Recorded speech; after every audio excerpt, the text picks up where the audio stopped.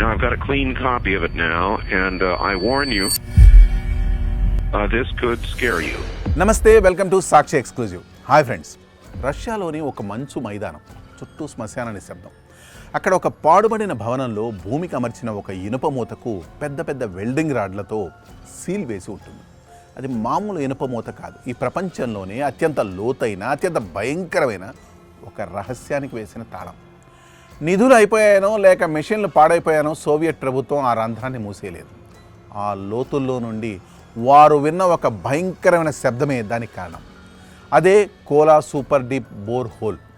ఓ రకంగా ఆ రంధ్రం నరకానికి ద్వారం అని చెప్పవచ్చు. ఆ విషయం ఒక్క రాత్రిలోనే తెలుసుకుంది రష్యా దేశం.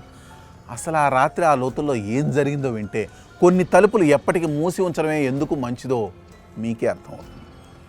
వీడియో మొత్తం చూసి వీడియో అయితే ఎక్కడ స్కిప్ అవ్వకుండా చూడండి. కథ సరిగ్గా 1970 సంవత్సరంలో మొదలైంది. అది సైన్స్ కోసం జరిగిన పరిశోధన కాదు, అదొక అప్రకటిత యుద్ధం. అమెరికా, సోవియట్ యూనియన్ మధ్య కోల్డ్ వార్ పీక్స్లో ఉన్న సమయం అది. అంతరిక్షం, అణుబాంబులు, టెక్నాలజీ, ఇలా ప్రతి దానిలో ఒకరిని మించి ఒకరు పోటీ పడుతూనే ఉన్నారు. అప్పుడు మాస్కోలోని ఒక శాస్త్రవేత్తకు ఓ వింత ఆలోచన వచ్చింది. మనం ఆకాశంలో నక్షత్రాల వైపు వెళ్ళడం ఆపి భూమి లోపలికి తవ్వుకుంటూ వెళ్తే, చరిత్రలో ఏ మానవుడు వెళ్ళనంత లోతుకు వెళ్తే ఎలా ఉంటుంది అన్న ఆలోచన అది. నిజానికి అమెరికన్లు అప్పటికే ప్రాజెక్ట్ మొహాల్ పేరుతో సముద్ర గర్భాన్ని తవ్వి భూమి లోపల పొరల్లోకి వెళ్ళాలని చూసి ఫెయిల్ అయ్యి ఆపేశారు. అమెరికా ఫెయిల్యూర్లో సోవియట్ యూనియన్ తమ సక్సెస్ వెతుక్కుంది. రష్యాకు వాయువ్య దిశలో నార్వే సరిహద్దు కేవలం కొన్ని కిలోమీటర్ల దూరంలో ఉండే కోలా పెనిన్సులా అనే ఒక అత్యంత శీతల నిర్మానుష్య ప్రాంతాన్ని ఎంచుకున్నారు.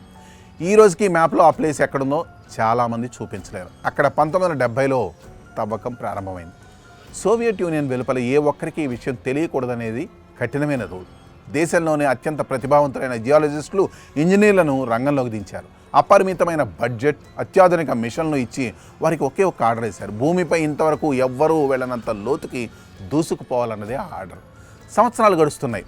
వారు అనుకున్నట్లే దూసుకుపోతున్నారు. 1979 నాటికే ప్రపంచంలోనే అత్యంత లోతైన రంధ్రంగా ఇది రికార్డు సృష్టించింది. 9,000 మీటర్లు, 10,000 మీటర్లు, ఆపై 11,000 మీటర్లు దాటేశారు. అయితే లోపలికి వెళ్లే కొద్దీ అక్కడ పరిస్థితులు వింతగా, భయానకంగా మారడం మొదలైంది. సరిగ్గా 7 కిలోమీటర్ల లోతుకు వెళ్ళాక శాస్త్రవేత్తలు మొదటి షాకింగ్ నిజాన్ని కనుక్కున్నారు. అంత లోతుల్లో ఉన్న రాళ్లన్నీ తడిగా ఉన్నాయి. తడి అంటే మామూలు తడి కాదు, లోపల నీరు కూడా ప్రవహిస్తోంది. అంతటి విపరీతమైన పీడనం, వేడి ఉండే చోట నీరు ద్రవరూపంలో ఉండడం అసాధ్యం. ఆ ప్రెషర్కి నీటి అణువుల మధ్య ఉండే ఖాళీ కూడా నలిగిపోవాలి. కానీ అక్కడ కోట్ల సంవత్సరాలుగా సూర్యకాంతి ఎరుగని ప్రాచీన జలాలు రాళ్ల సందుల నుండి ప్రవహిస్తున్నాయి. అయినా వారు ఆగలేదు, ఇంకా లోపలికి తవ్వారు. 9 కిలోమీటర్ల లోతుకు చేరగానే ఉష్ణోగ్రత రీడింగ్స్ పిచ్చిగా ప్రవర్తించడం మొదలుపెట్టాయి. వారు ఊహించిన దానికంటే అక్కడ వేడి రేట్లు చాలా రెట్లు ఎక్కువగా ఉంది. భూమి లోపల రాళ్ళు ఘన రూపంలో కాకుండా ఒక మెత్తటి ప్లాస్టిక్ లాగా కదులుతూ డ్రిల్లింగ్ మెషిన్ కింద మూలుగుతున్నట్లు శబ్దాలు చేశాయి. ఆ తర్వాత దాదాపు 10 కిలోమీటర్ల లోతులో మరో మైండ్ బ్లోయింగ్ నిజం బయటపడింది. జీవం ఉండడానికి అస్సలు ఛాన్స్ లేని ఆ లోతుల్లో 200 కోట్ల సంవత్సరాల నాటి 24 ఏకకణాల జీవుల శిలాజాలు పర్ఫెక్ట్గా దాగున్నాయి. అసలు అక్కడ జీవం ఎలా సాధ్యం? సైంటిస్టులు వణికిపోయారు. కానీ వారి టార్గెట్ 15,000 మీటర్లు కాబట్టి ముందుకు సాగారు. సరిగ్గా 1989లో డ్రిల్లింగ్ 12,262 మీటర్లకు చేరుకుంది. అంటే దాదాపు 12 కిలోమీటర్లకు పైగా లోతు. అక్కడితో ఆ డ్రిల్లింగ్ మిషన్ శాశ్వతంగా ఆగిపోయింది. మెకానికల్ ప్రాబ్లం వల్ల కాదు, బడ్జెట్ లేక అంతకన్నా కాదు. ఆ లోతుల నుండి వారికి ఒక అకాస్టిక్ ఆడియో పరికరాలు ఒక వింత శబ్దం రికార్డ్ అయింది. అది విన్నాక వారి గుండెలు ఆగిపోయినంత పనైంది.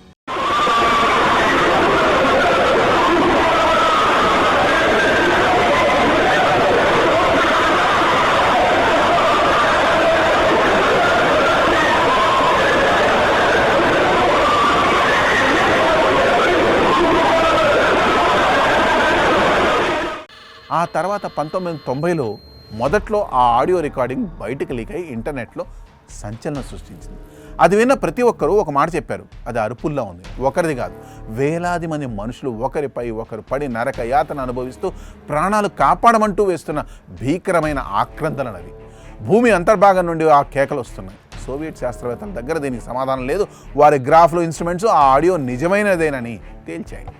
అది మిషన్ నుండి వచ్చిన ఎకోస్ కాదు, సిగ్నల్ ప్రాబ్లము కాదు, భూమి లోపల ఏదో ఒక శక్తి ఆ శబ్దాన్ని చేస్తోంది. వెంటనే పైనుండి ఆర్డర్స్ వచ్చాయి, ప్రాజెక్ట్ ఇప్పుడే ఆపేయండి. బయటకు మాత్రం అక్కడ ఉష్ణోగ్రత 180 డిగ్రీల సెల్సియస్ దాటిపోవడం వల్ల మిషన్లు పనిచేయడం లేదని అఫీషియల్ రీజన్ చెప్పారు. ఆ వేడి నిజమే కావచ్చు, కానీ ఆ భయంకరమైన ఆడియో రికార్డింగ్ కూడా నిజంగానే ఉంది.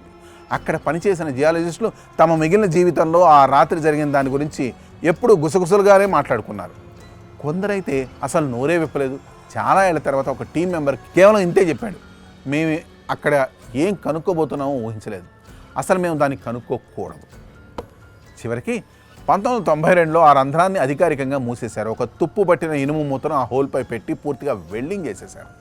ఆ రీసెర్చ్ సెంటర్ను అలాగే వదిలేసి పారిపోయారు. ఈ రోజుకి కోల్డ్ వార్ కాలం నాటి ఆ పాడుబడిన భవనం అలానే పడింది. కొందరు ఇదంతా అబద్ధం అన్నారు.